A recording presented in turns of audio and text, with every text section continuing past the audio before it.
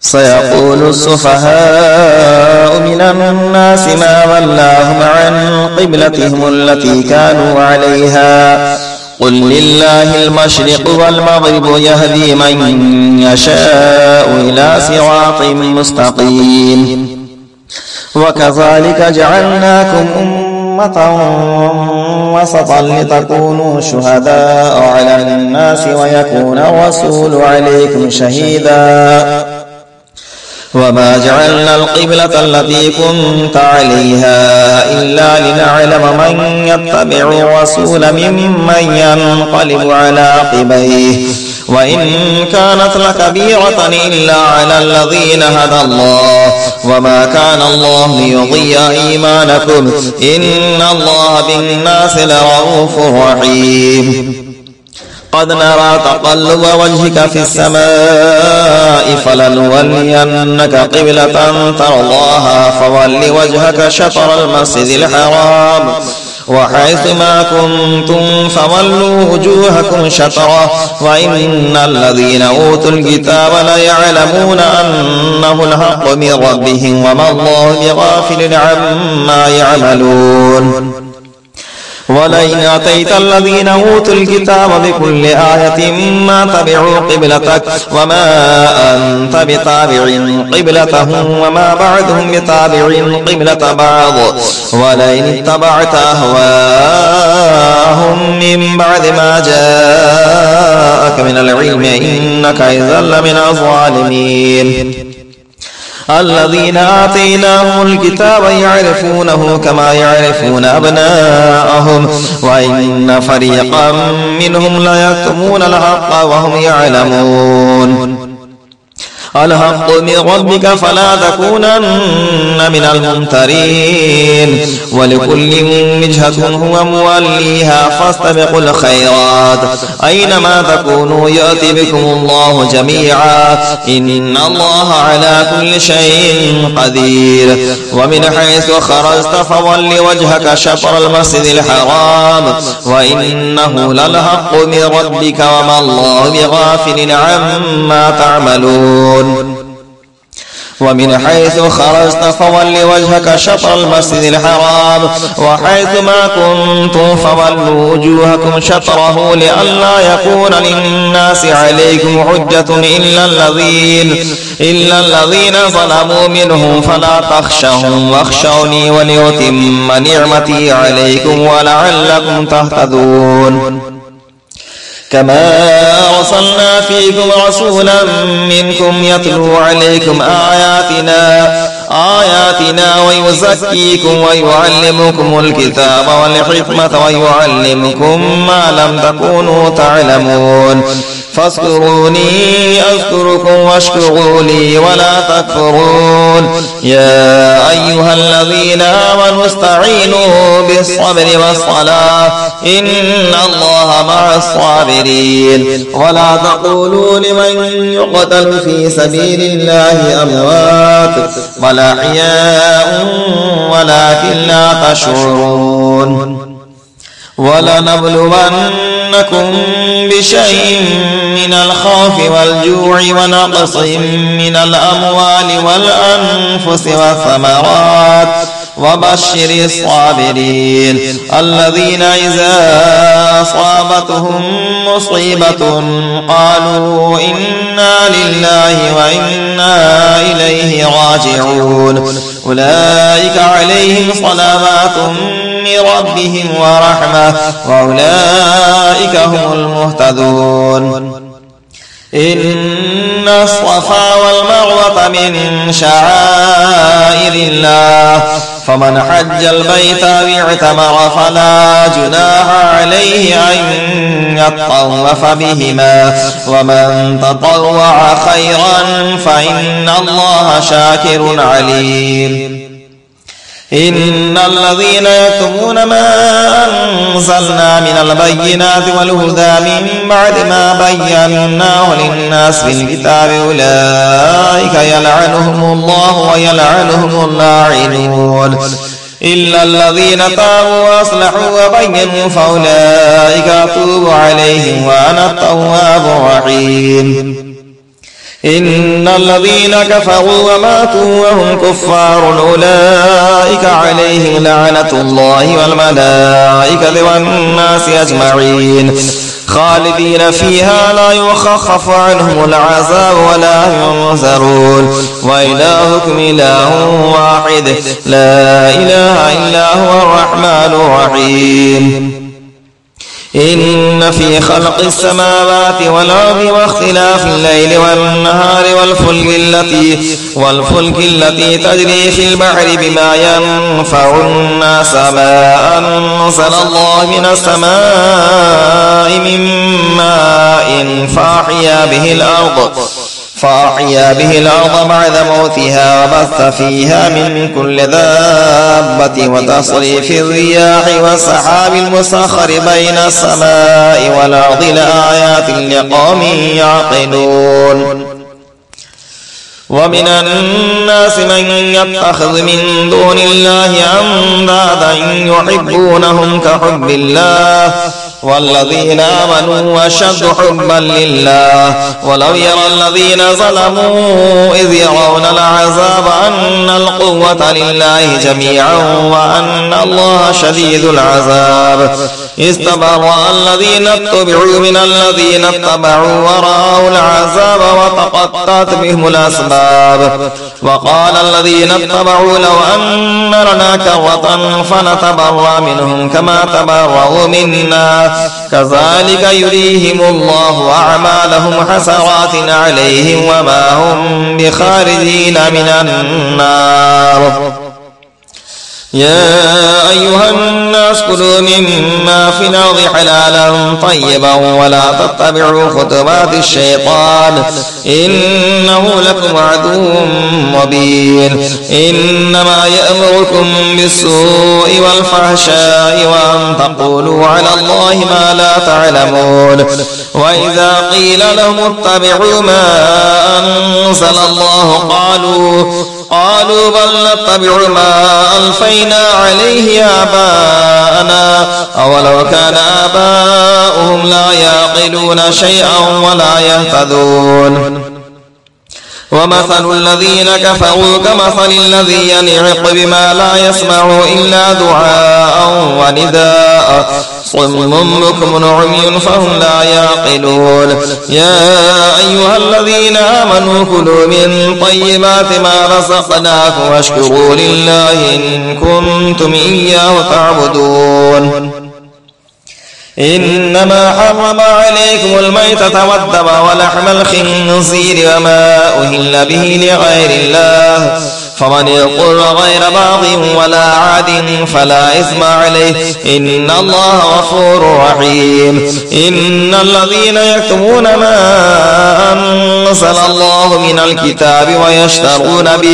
ويشترون به ثمنا قليلا أولئك ما يأكلون في بطونهم إلا النار ولا يكلمهم الله يوم القيامة ولا يزكيهم ولهم عذاب أليم أولئك الذين اشتروا الضلالة بالهدى والعذاب بالمغفرة فما أصبرهم على النار ذلك بأن الله نزل الكتاب بالحق وإن الذين اختلفوا في الكتاب لفي شقاق بعيد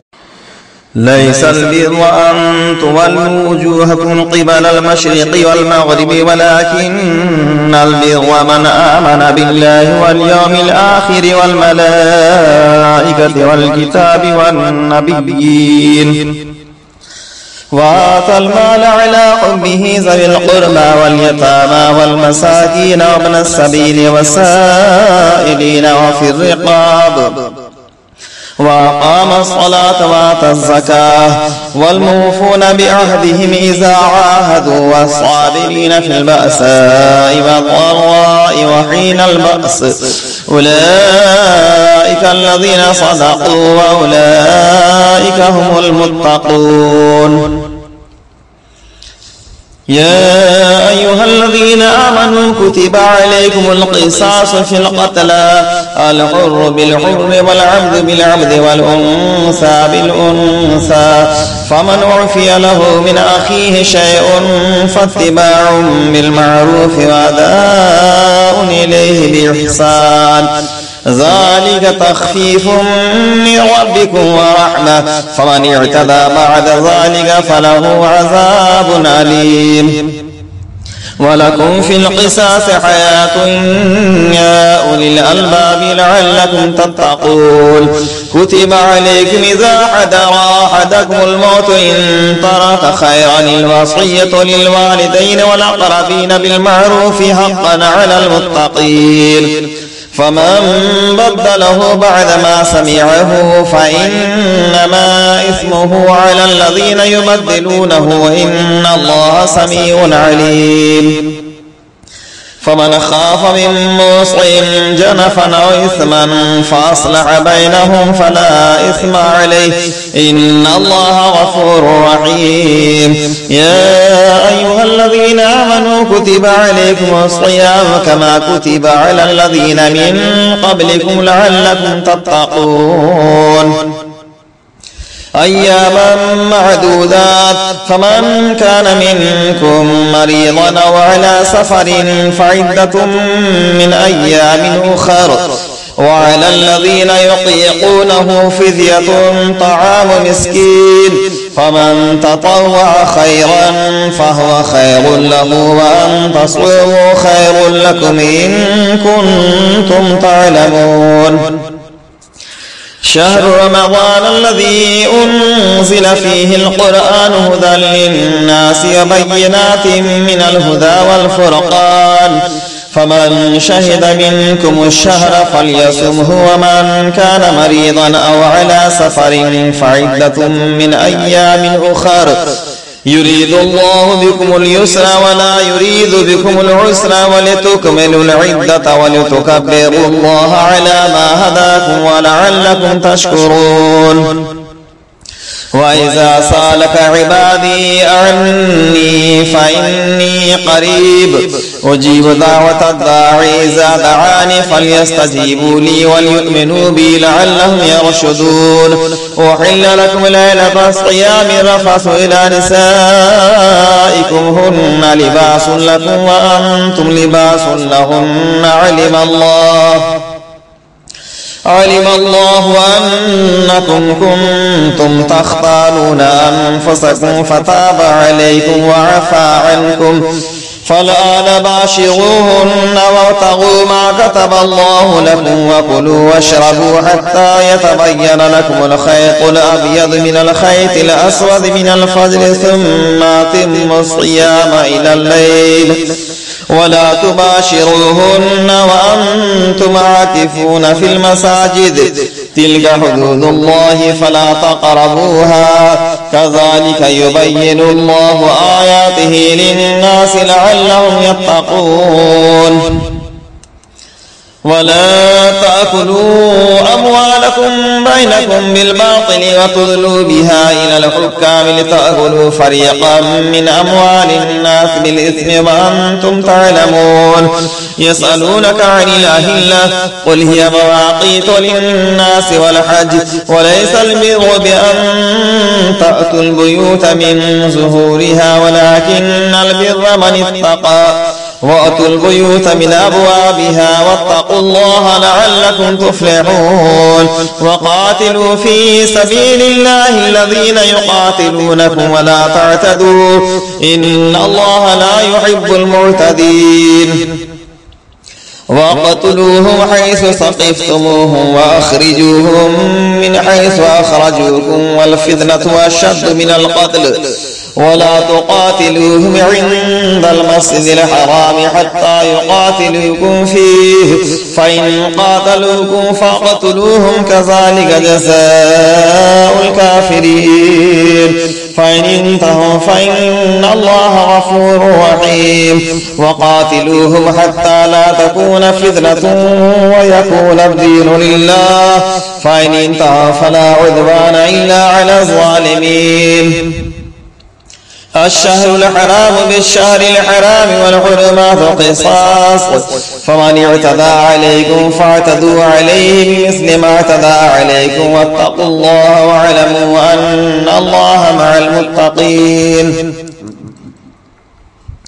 وأنفقوا في سبيل الله ولا تلقوا بأيديكم إلى التهلكة وأحسنوا إن الله يحب المحسنين وأتموا الحج والعمرة لله فإن أحسنتم فما استيسر من الهدي ولا تحلقوا رؤوسكم حتى يبلغ الهدي محله فمن كان منكم مريضا أو به أذى من رأسه ففدية من صيام أو صدقة أو نسك فإذا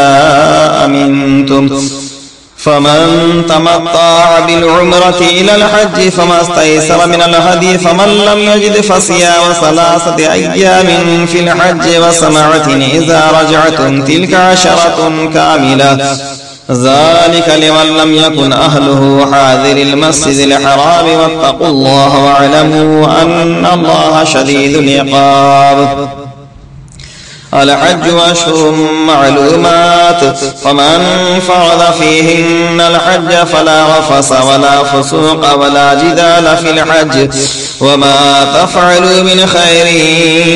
يعلمه الله وتزودوا فإن خير الزاد التقوى واتقون يا أولي الألباب ليس عليكم جناح أن تبتغوا فضلا من ربكم فإذا أفضتم من عرفات فاذكروا الله عند المشعر الحرام واذكروه كما هداكم وإن كنتم من قبله لمن الضالين ثم أفيضوا من حيث أفاض الناس واستغفروا الله إن الله غفور رحيم فإذا قضيتم مناسككم فاذكروا الله كذكركم آباءكم أو أشد ذكرا فمن الناس من يقول ربنا آتنا في الدنيا وما له في الآخرة من خلاق ومنهم من يقول ربنا آتنا في الدنيا حسنة وفي الآخرة حسنة وقنا عذاب النار أولئك لهم نصيب مما كسبوا والله سريع الحساب واذكروا الله في أيام معدودات فمن تعجل في يومين فلا إثم عليه ومن تأخر فلا إثم عليه لمن اتقى واتقوا الله واعلموا أنكم إليه تحشرون ومن الناس من يعجبك قوله في الحياة الدنيا ويشهد الله على ما في قلبه وهو ألد الخصام وإذا تولى سعى في الأرض ليفسد فيها ويهلك الحرث والنسل والله لا يحب الفساد وإذا قيل له اتق الله أخذته العزة بالإثم فحسبه جهنم ولبئس المهاد ومن الناس من يشري نفسه ابتغاء مرضات الله والله رؤوف بالعباد يا أيها الذين آمنوا ادخلوا في السلم كافة ولا تتبعوا خطوات الشيطان إنه لكم عدو مبين فإن زللتم من بعد ما جاءتكم البينات فاعلموا أن الله عزيز حكيم هل ينظرون إلا أن يأتيهم الله في ظلال من الغمام والملائكة وقضي الأمر وإلى الله ترجع الأمور صل بني إسرائيل كما آتيناهم من آية بينة ومن يبدل نعمة الله من بعد ما جاءته فإن الله شديد العقاب زين للذين كفروا الحياة الدنيا ويسخرون من الذين آمنوا والذين اتقوا فوقهم يوم القيامة والله يرزق من يشاء بغير حساب. كان الناس أمة واحدة فبعث الله النبيين مبشرين منذرين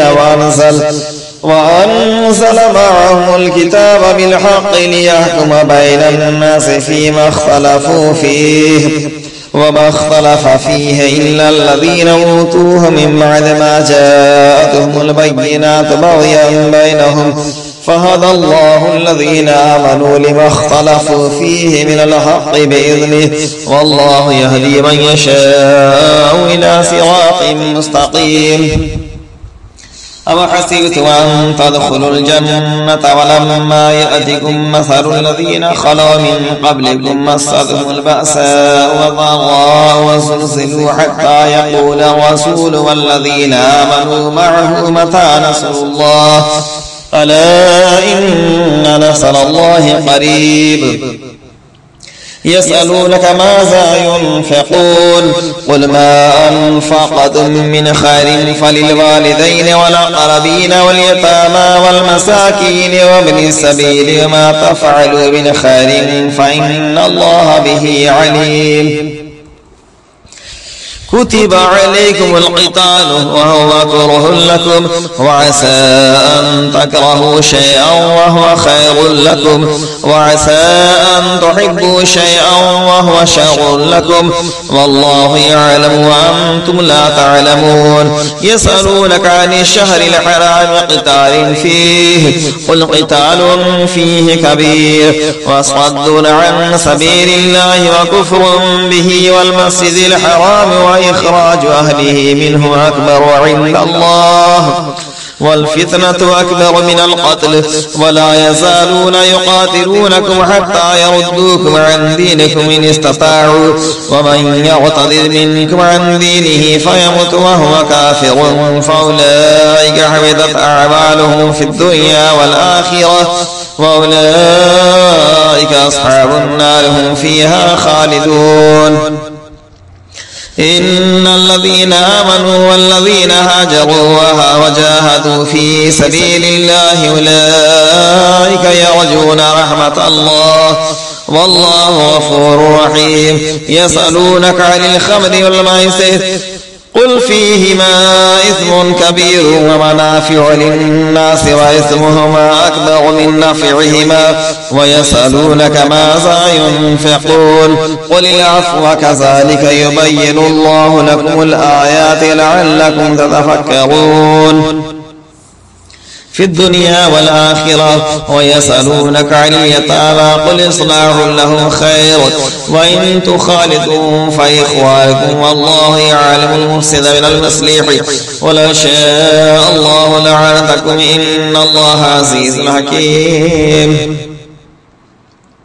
ولا تنكحوا المشركات حتى يؤمنن ولأمة مؤمنة خير من مشركة ولو أعجبتكم ولا تنكحوا المشركين حتى يؤمنوا ولعبد مؤمن خير من مشرك ولو أعجبكم أولئك يدعون إلى النار والله يدعو إلى الجنة والمغفرة بإذنه ويبين آياته للناس لعلهم يتذكرون. ويسألونك عن المحيض قل هو أذى فاعتزلوا النساء في المحيض ولا تقربوهن حتى يطهرن فإذا تطهرن فأتوهن من حيث أمركم الله إن الله يحب التوابين ويحب المتطهرين. نساؤكم حرث لكم فأتوا حرثكم أن شئتم وقدموا لأنفسكم واتقوا الله واعلموا أنكم ملاقوه وبشر المؤمنين. ولا تجعلوا الله عرضة لأيمانكم أن تبغوا وتتقوا وتصلحوا بين الناس والله سميع عليم. لا يؤاخذكم الله باللغو في أيمانكم ولكن يؤاخذكم بما كسبت قلوبكم والله غفور حليم. للذين يؤلون من نسائهم تربص 4 أشهر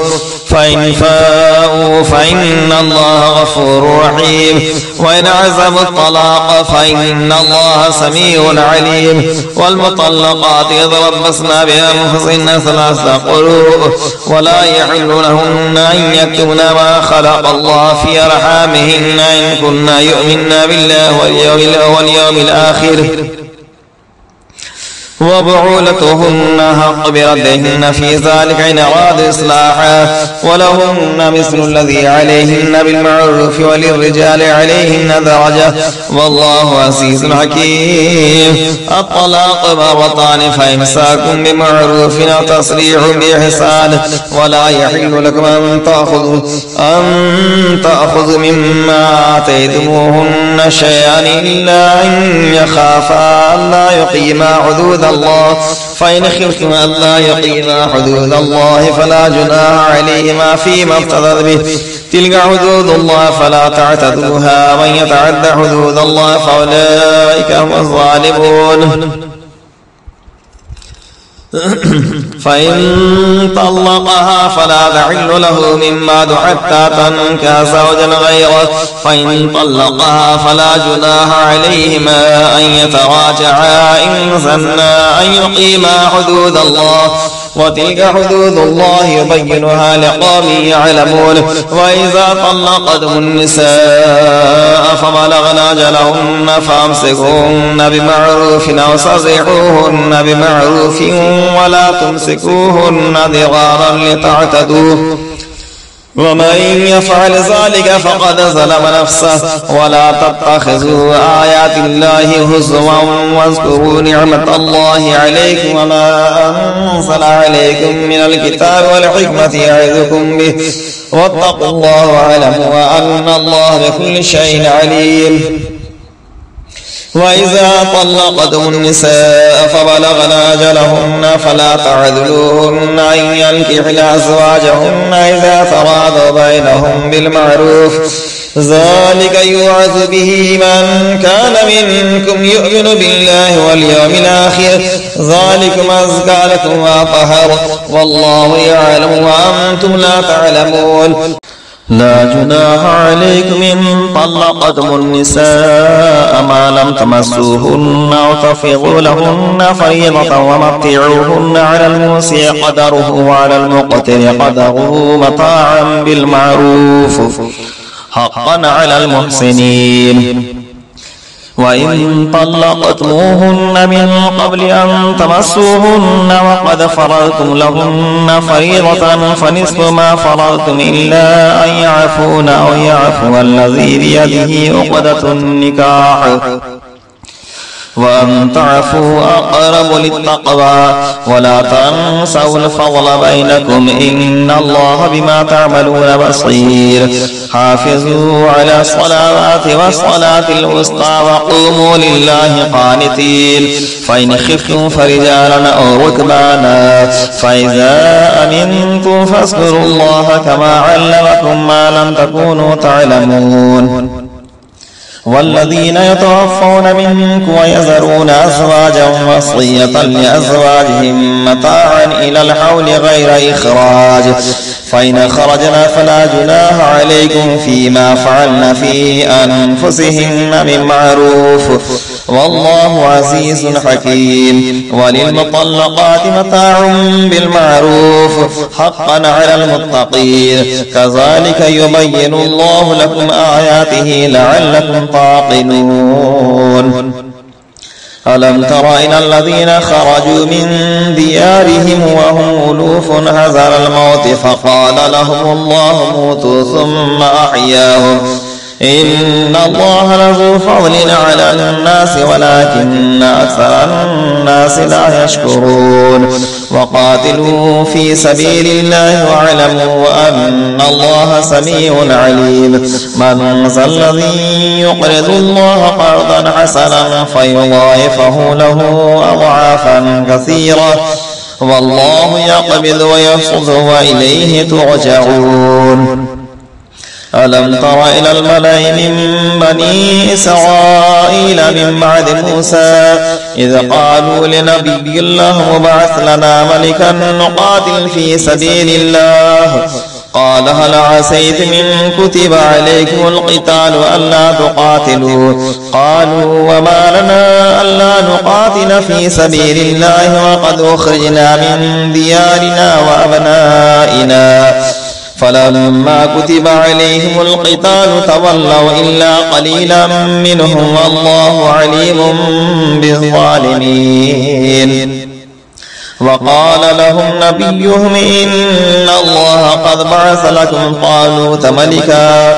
قالوا أنى يكون له الملك علينا ونحن أحق بالملك منه ولم يؤت سعة من المال قال إن الله اصطفاه عليكم وزاده بسطة في العلم والجسم والله يؤتي ملكه من يشاء والله واسع عليم. وقال لهم نبيهم إن آية ملكه أن يأتيكم التابوت فيه سكينة من ربكم وبقية مما ترك آل موسى وآل هارون تحمله الملائكة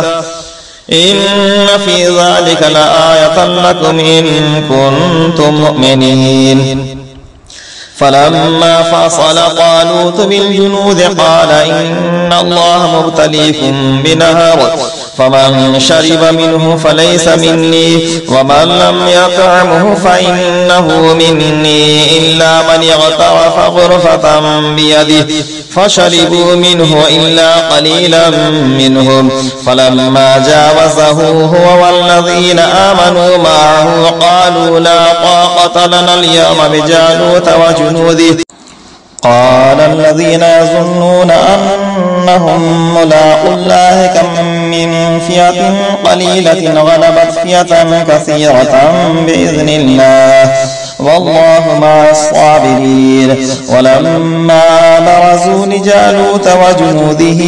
قالوا ربنا أفرغ علينا صبرا وثبت أقدامنا وانصرنا على القوم الكافرين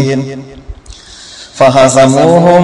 بإذن الله وقتل داود جالوت وآتاه الله الملك والحكمة وعلمه مما يشاء ولولا دفع الله الناس بعدهم ببعض لفسدت الأرض ولكن الله ذو فضل على العالمين. تلك آيات الله نتلوها عليك بالحق وإنك لمن المرسلين. वीडियो पसंद आए तो लाइक शेयर कमेंट और यूट्यूब रज़वी चैनल लोहरदगा को सब्सक्राइब करना ना भूलें। दुआओं का तारीफ मोहम्मद अशरफुल्लाह रज़वी लोहरदगावी।